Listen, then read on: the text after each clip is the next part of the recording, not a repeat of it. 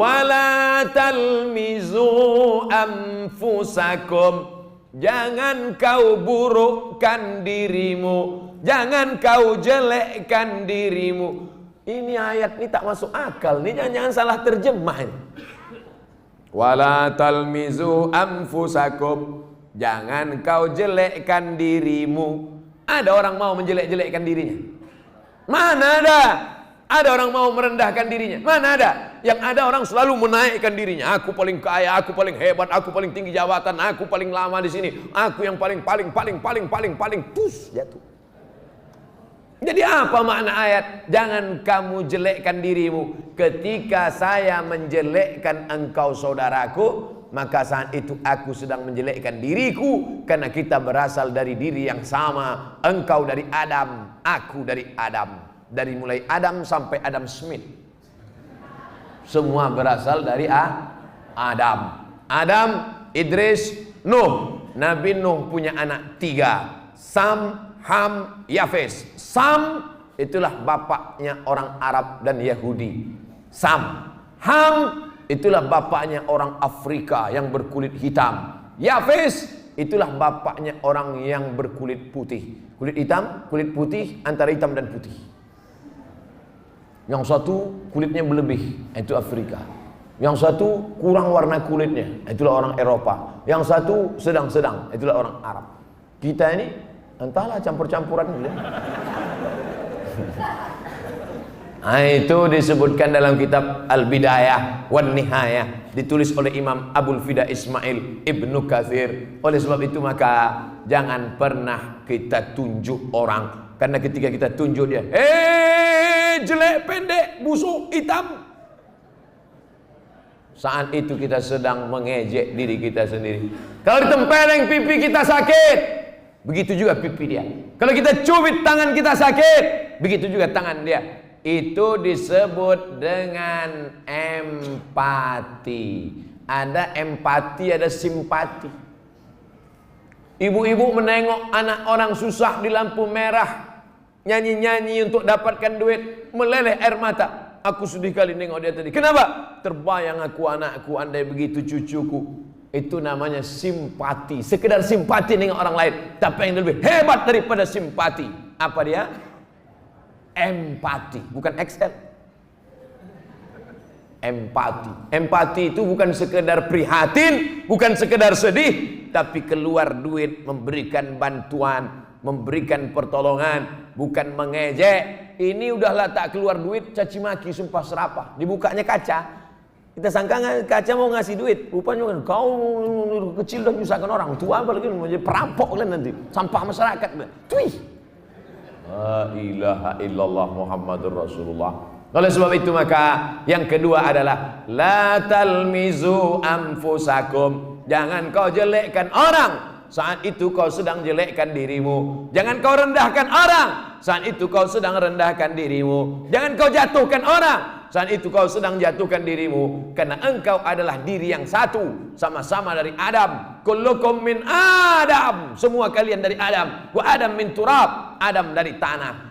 Tolong yang berasal dari besi angkat tangan. Yang dari besi cuma satu, Robocop. Satu lagi Transformer. Yang lain daripada itu semuanya berasal dari tanah. Setelah mati masuk ke dalam tanah, akan dimakan oleh cacing tanah. Warnanya warna tanah, baunya bau. Nah, ngaku. Yang disombongkan ini apa? Makanya nanti kalau ada tetangga ibu, kawan ibu, jamaah ibu, kawan bapak, jamaah bapak sombong, buat macam saya tadi, panggil dia sini kok. Kita dari tanah, akan masuk liang tanah. Itu kan ceramah Ustaz Somad kemarin. Apa yang disombongkan ini? Keluar dari perut ibu kita tak bawa apa-apa. Akhrajakum min butuni ummahatikum. Dia mengeluarkan engkau dari perut emakmu, kau tak tahu, tak bawa apa-apa. Ada yang dulu lahir bawa gelang emas 3 inci? Mana ada?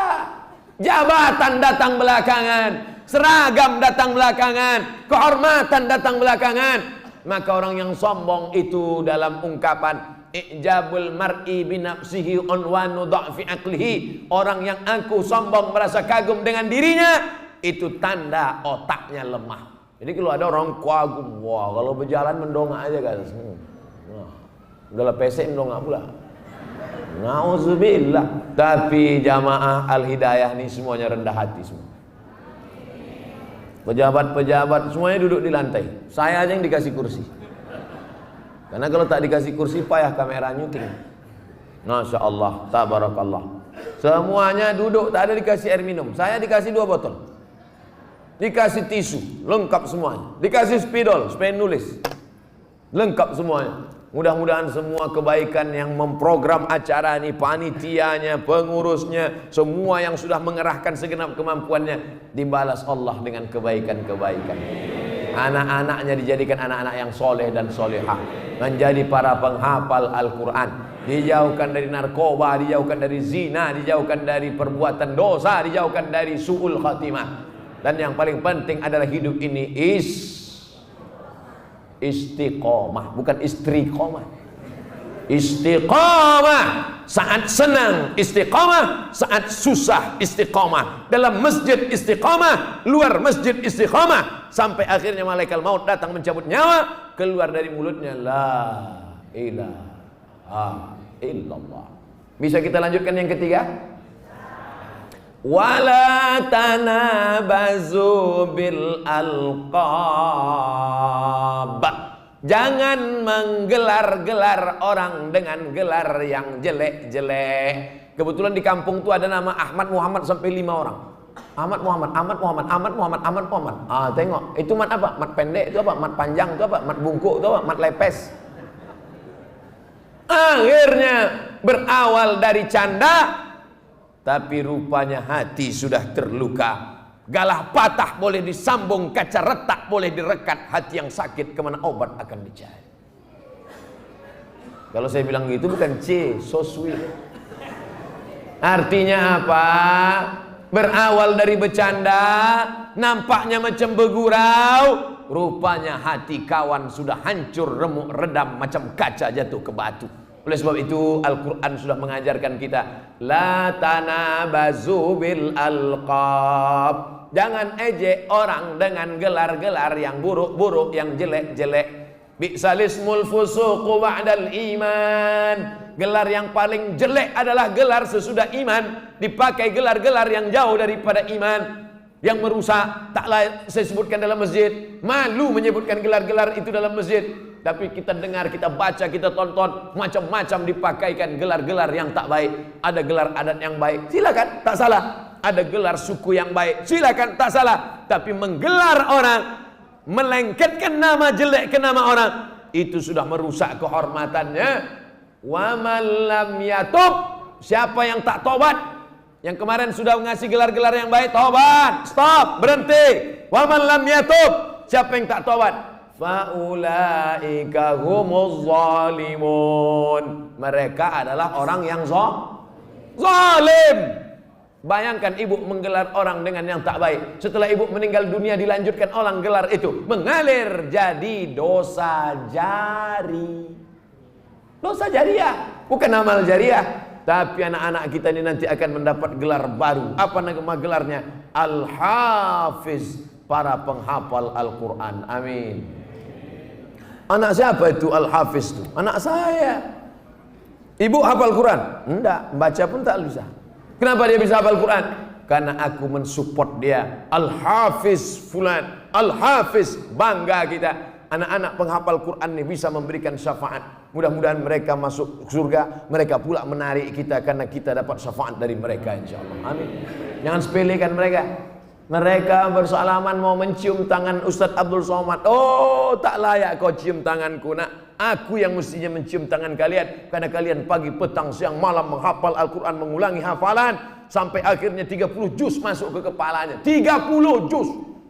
Kita juz 30 aja hilang-hilang timbul. Asal jadi imam, kul. Bangga. Al-mahiru bil Quran. Mereka yang mahir membaca Quran, menghafal Quran, ma'as safaratil kiramil bararah. Nanti di akhirat waktu bangkit dari kubur bersama malaikat. Mereka ini nanti waktu bangkit dari kubur, tengok kanan malaikat, tengok kiri malaikat, tengok muka malaikat, tengok belakang malaikat, atas malaikat. Mengapa aku bangkit bersama malaikat ya Allah? Karena engkau ahli Al-Quran. Yang anak-anaknya belum menghafal Quran, masukkan ke pesantren pondok tahfiz Quran. Nanti bulan 6, sekarang jangan. Tak bisa masuk tengah jalan. Apa maknanya? Yang sudah berlalu, balaskan dendam sakit hati. Saya dulu belum ngaji Pak Ustadz. Saya dulu tak masuk sekolah agama Pak Ustadz. Saya dulu tidak pesantren Pak Ustadz. Sakit hati saya Pak Ustadz. Masukkan pendidikan agama. Setuju? Ya setuju-setuju aja, daftarkanlah. Ada juga orang tua ini kadang dia sakit hati. Saya sakit hati Pak Ustadz. Anak saya tak pandai baca Quran. Anak saya tak bisa baca Quran. Anak saya tak hafal Quran. Saya biarkan aja gitu. Kenapa? Biar sama-sama saya gobloknya. Oh jangan.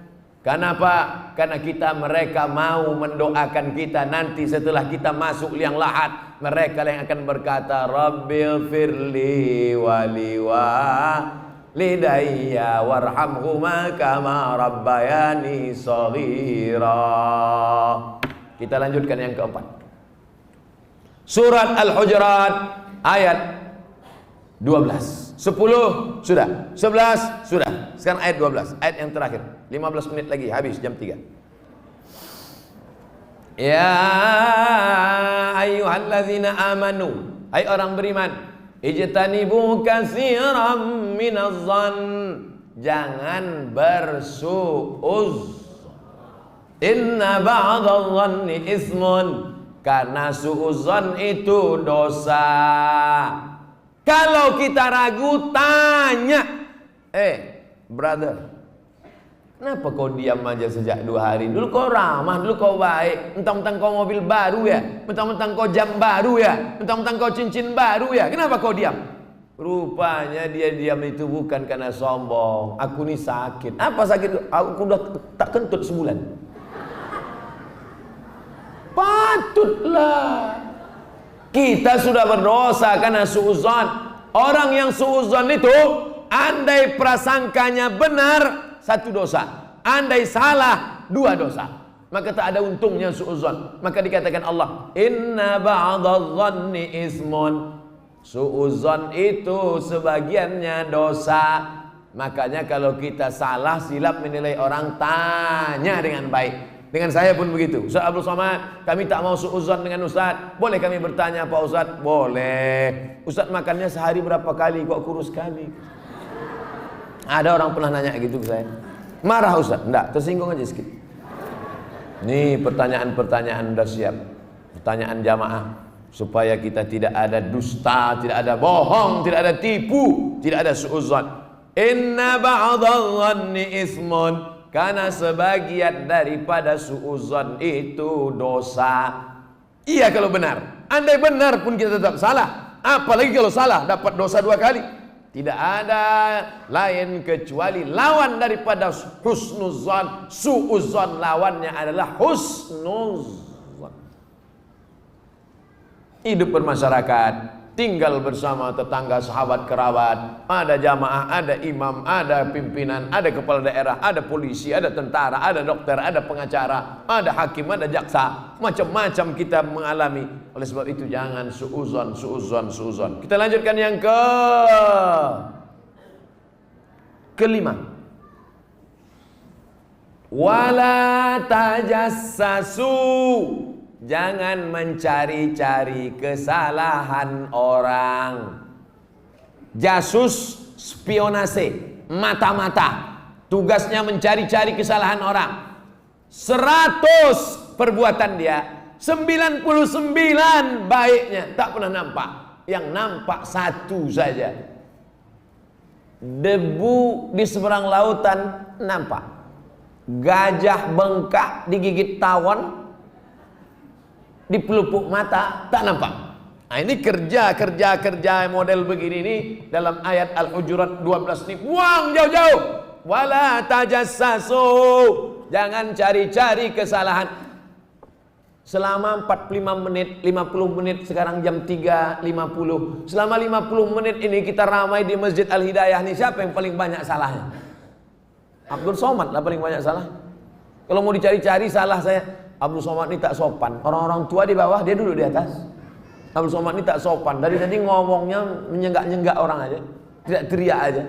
Abdul Somad ini tak sopan. Dari tadi tangannya sebelah kiri aja, tangan untuk cebok itu pula dipakai. Oke, kita robah sebelah kanan. Kalau mau dicari salah-salah orang, maka orang ini tak ada baiknya. Makanya dalam pepatah Arab dikatakan, man talaba akhan bila aibin baqiya bila akhin. Siapa mencari kawan yang tak bercacat, siapa mencari kawan yang tak ada aibnya, maka seumur hidup dia tidak akan berkawan. Bersyukurlah Bapak Ibu yang punya kawan jamaah Masjid Al-Hidayah. Mudah-mudahan yang tak baik menjadi baik, yang sudah baik menjadi lebih baik, yang sudah lebih baik menjadi istiqomah dalam kebaikan. Kalau ada kurang-kurang sedikit kita sampaikan. Kalau dia tersinggung, sampaikan kepada ustadz, kepada buya, kepada alim ulama, kepada pengurus masjid. Kalau dia tidak juga mengerti, kita sampaikan baik-baik. Ud'u ila sabili rabbik, ajak ke jalan Allah bil hikmah, dengan cara yang santun, wal mau'izatil hasanah, suri tauladan yang baik. Kalau dia mau mengajak berdebat juga boleh didebat, tapi dengan cara wajadilhum billati ya ahsan. Debatlah dengan cara yang baik. Inna rabbaka huwa a'lamu biman dhalla an sabili. Allah lebih tahu siapa yang sesat dari jalannya. Wa huwa a'lamu bil muhtadin. Allah lebih tahu siapa yang dapat hidayah. Itu yang kita minta 17 kali sehari semalam. Ihdinas siratal mustaqim. Wala tajassasu, jangan cari-cari kesalahan orang. Yang terakhir, yang keenam. Wala yatab ba'dukum ba'dha, jangan bicara aib orang lain. Ayuhibbu ahadukum ayyakula lahma akhihi maitan, maukah kamu memakan bangkai saudaramu? Fakarihtumuh, bangkai tikus, isu, bakso, sate, bangkai tikus. Berbulan-bulan orang tak mau makan tikus. Tak mau makan tikus pula. Berbulan-bulan orang tak mau makan sate, tak mau makan bakso. Kenapa? Takut isu termakan bangkai tikus. Tapi bangkai tikus orang jijik, bangkai tikus orang tak suka, tapi memakan bangkai saudaranya. Siapa itu orang memakan bangkai saudaranya? Orang yang menceritakan aib orang lain. Sekarang aib ini, Bu, Bapak, adik-adik, saudara-saudara, aib ini sekarang bukan lagi menjadi malu, tapi sudah menjadi industri. Aib pagi, aib siang, aib malam. Bahkan ada orang yang tak selera makan, tak kenyang, tak lelap kalau tak menengok aib. Dulu namanya aib, sekarang berubah menjadi infotainment. Bahkan ada orang yang sengaja mengumbar aibnya supaya viral, supaya terkenal, karena ada tujuan di balik itu. Lah, memang dunia sudah mau kiamat sudah.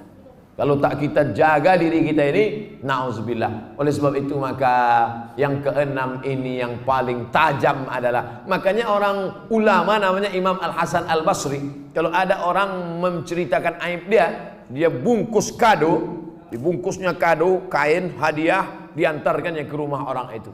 Assalamualaikum. Waalaikumsalam. Ini ada hadiah untuk kau. Baik sekali ente. Kenapa ente kasih hadiah? Karena engkau selalu mengirim amalmu untukku, maka sekarang ku balas. Mana pernah aku ngirim amal? Salatmu untukku, puasamu untukku, kurbanmu untukku, hafalan Qur'anmu untukku, karena kau selalu menceritakan aib aku. Makanya nanti kalau ada orang bicarakan aib ibu pergi ke Simpang Limun, belikan cuci tangan agak 2 biji, bungkus pakai kertas kado. Ini hadiah untuk ente. Kok tiba-tiba ente baik? Karena engkau baik tiap hari mengirim amalmu untukku. Kata siapa? Kata Ustaz Somad. Dari mana diambilnya riwayat? Dari Imam Al-Hasan Al-Basri. Apa nama kitabnya? Tanbihul Mu'tarrin. Mengingatkan orang-orang yang tertipu. Kenapa? Karena dia sangka dia masuk surga karena zakatnya, masuk surga karena bangun masjid, masuk surga karena infak sedekah. Belum tentu. Masuk surga adalah karena rahmat Allah. Rahmat Allah terhalang gara-gara kau menceritakan aib orang lain. Seorang ulama duduk, di sampingnya ada orang cerita aib orang lain. Dia duduk di situ, dia tak ngomong, dia diam aja. Malamnya dia mimpi makan babi, busuk, bangkai. Dia tanya, kenapa aku bisa makan babi busuk bangkai? Karena engkau tadi siang duduk di tengah orang yang membicarakan aib orang lain. Tapi aku tak ikut ngomong. Kau tak ikut ngomong, kau diam saja, maka disuapkan ke mulutmu. Begitu disebutkan dalam kitab Tanbihul Mughtarin, ditulis oleh Syekh Abdul Wahab Asy-Sya'rani. Sedangkan tidak ikutnya saja seperti memakan bangkai babi yang busuk. Bagaimana kalau ikut? Bagaimana kalau memberikan motivasi? Bagaimana kalau memberikan fasilitas? Na'udzubillah. Sekarang orang tak ngomong, mulutnya tak bicara, tapi tangannya tak berhenti. Sampai bengkak jempol tuh. Gara-gara membahas tentang aib orang lain. Oleh sebab itu kalau ada yang model begini, stop, jangan ikut. Stop, aku sudah berhenti. Hijrah. Banyak orang tahan menahan makan, menahan minum, tahan. Banyak orang tahan melangkahkan kaki sholat berjamaah ke masjid, tahan. Banyak orang yang siap mendengarkan pengajian tausiah dari ustaz, tahan. Tapi kalau sudah menahan lidah, menahan mulut dari membicarakan aib orang lain, tak tahan. Oleh sebab itu ini ujian persaudaraan. Surat Al-Hujurat ayat 10, 11, 12. Itulah yang kita bahas pada kesempatan ini. Sekarang jam 3 kurang-kurang sikit karena kita sudah lama berkawan, tak apa-apa lah ya.